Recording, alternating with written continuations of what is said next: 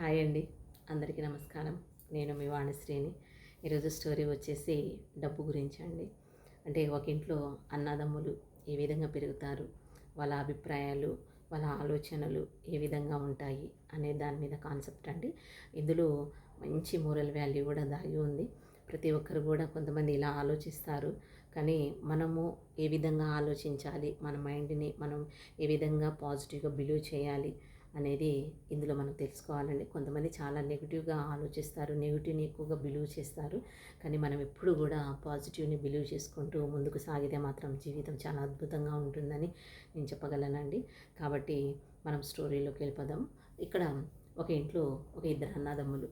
ఆ ఇద్దరు అన్నదమ్ములు కూడా ఒకే ఇంట్లో మంచి వాతావరణంలో పెరుగుతారు. కానీ ఇద్దరికీ వేరు వేరు ఆలోచనలతో ఉంటారు. అంటే ఒకరు నెగిటివ్ ఆలోచనలో ఉంటే ఒకరు పాజిటివ్ ఆలోచనలో ఉంటారు.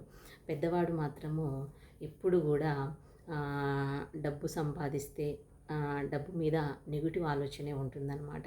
అంటే డబ్బు వల్ల డబ్బు సంపాదిస్తే పొగరొస్తుంది, డబ్బు వల్ల అహంకారం పెరుగుతుంది, డబ్బు సంపాదిస్తే తప్పులు చేయాల్సి వస్తుంది, దందాలు కానీ లేకపోతే అడ్డమైన వ్యాపారాలు కానీ లేకపోతే ఇంకా చెడు మార్గంలో వెళ్ళాల్సి వస్తుంది.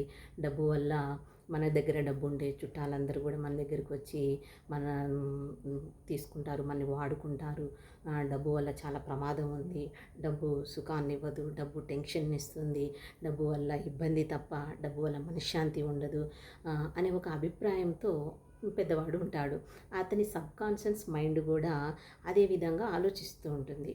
అంటే డబ్బు డబ్బు వల్ల ఆయనకి ఒక చెడు అభిప్రాయం అనేది మెంటల్గా ఆయన ఫిక్స్ అయిపోయాడు. సో ఆ డబ్బు వల్ల అహంకారం వస్తుంది, అలాగే చెడు మార్గంలోకి వెళ్తారు, అందరూ కూడా వచ్చి అవసరాలకి వాడుకుంటారు అన్న ఒక అభిప్రాయంతో ఆయన డబ్బు సంపాదించే దాని మీద అంత దృష్టి పెట్టలేకపోతాడు.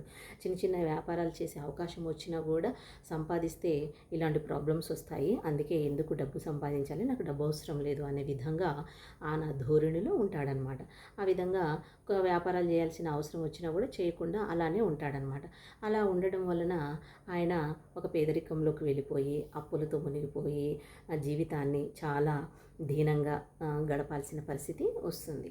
ఈ అన్న ఈ విధంగా ఉంటే తమ్ముడు ఆ ఇంట్లో ఏ విధంగా ఆలోచిస్తాడంటే, అన్న డబ్బు మీద నెగిటివ్ ఆలోచనలతో ఉంటే తమ్ముడు మాత్రము డబ్బు మీద పాజిటివ్ ఆలోచనలతో ఉంటాడు. అంటే ఇక్కడ తమ్ముడు ఏ విధంగా ఆలోచించాడంటే, డబ్బు ఉండడం వలన మనము ప్రశాంతంగా ఉండొచ్చు, మన కుటుంబము కూడా ప్రశాంతంగా ఉండొచ్చు. డబ్బు మనని కొన్ని పరిస్థితుల నుంచి గట్టెక్కిస్తుంది, కొన్ని పరిస్థితుల నుండి మనని కాపాడుతుంది. డబ్బు ఉండడం వల్ల మనకి హోదా వస్తుంది, గౌరవం వస్తుంది. డబ్బు ఉండడం వల్ల మనము ఇతరులకి 4 మంచి సహాయం చేయొచ్చు, ఇతరులకి ఉద్యోగ అవకాశాలు కల్పించవచ్చు. డబ్బు మనని అన్ని విధాలుగా కాపాడుతుంది, అన్ని విధాలుగా మన రెస్పెక్ట్ చేస్తుంది, మనకి గౌరవం మర్యాద అన్నీ కూడా మనకి ఇస్తుందనే ఆలోచనతోటి చిన్నవాడు ఉంటాడనమాట.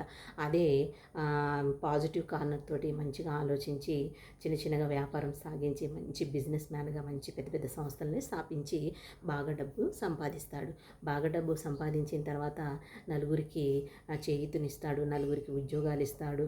అలాగే ఆ గ్రామానికి సంబంధించిన ఊర్లో అన్ని సౌకర్యాలు తీరుస్తాడు, పిల్లల్ని చదివిస్తాడు, పాఠశాల కట్టిస్తాడు, హాస్పిటల్ కట్టిస్తాడు, రోడ్లు వేయిస్తాడు, నలుగురికి ఆడపిల్లలకి స్కాలర్షిప్ వచ్చే విధంగా చేస్తాడు. అంటే డబ్బు ఉండడం వల్ల మనకి ఉపయోగపడుతుంది, ఇతరులకి ఉపయోగపడుతుంది, ఇతరులు కూడా బాగుపడతారు అనే మంచి పాజిటివ్ కార్నర్తో చిన్నవాడు ఉంటాడనమాట. పెద్దవాడేమో డబ్బు వల్ల ప్రాబ్లం వస్తుంది, డబ్బు వల్ల అన్ని కష్టాలు, డబ్బు వల్ల తప్పుదోవకి వెళ్తాము, అన్నీ అలవాటైపోతాయని పెద్దవాడు ఉంటాడనమాట. సో ఇక్కడ మనం తెలుసుకోవాల్సింది ఏంటంటే, ఒకే ఇంట్లో పెరిగిన ఇద్దరు అన్నదమ్ములు కూడా ఆలోచన విధానం అనేది వేరుగా ఉన్నది అనమాట. అంటే ఒకరు డబ్బు మీద పాజిటివ్ కార్నర్లో ఉంటే ఇంకొకరు నెగిటివ్ కార్నర్లో ఉన్నారు. నెగిటివ్ ఆలోచనలో ఉన్నారు.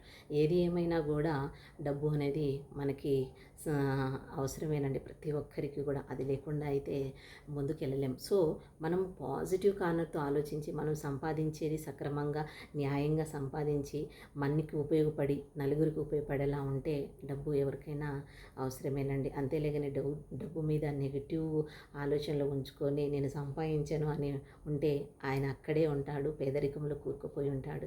కానీ తమ్ముడు పాజిటివ్ కాన్తో ఆలోచించి మంచి స్థాయిలో ఉండి నలుగురికి చేయూతనిచ్చే స్థాయిలో ఉన్నారు. సో, మనం కూడా ఏం ఆలోచించాలంటే ప్రతి పనిలో కూడా మనం ఏదైనా చేస్తున్నప్పుడు న్యాయంగా, ధర్మబద్ధంగా చేస్తూ నలుగురికి సహాయపడేలా, నలుగురికి ఉపయోగపడేలా చేస్తే మాత్రం ఎప్పటికీ కూడా మనకి మంచే జరుగుతుంది. మన ఆలోచనలు కూడా ఎప్పుడైనా సరే పాజిటివ్ థింగ్స్ తోటి ఆలోచించాలి, మంచి కోరుకోవాలి. అప్పుడే మన జీవితం అనేది ఒక స్థాయిలో ఉంటుందని నేను అభిప్రాయపడుతున్నానండి. మీరు కూడా అభిప్రాయపడితే, మీకు కూడా ఈ స్టోరీ నచ్చితే, మీరు కూడా బిలీవ్ చేస్తే పాజిటివ్ ఆలోచనలతో ఉండి డబ్బు సంపాదించి నలుగురికి చేయూతనిచ్చి నలుగురికి సహాయపడతారని కోరుకుంటూ మీ వాణిశ్రీ.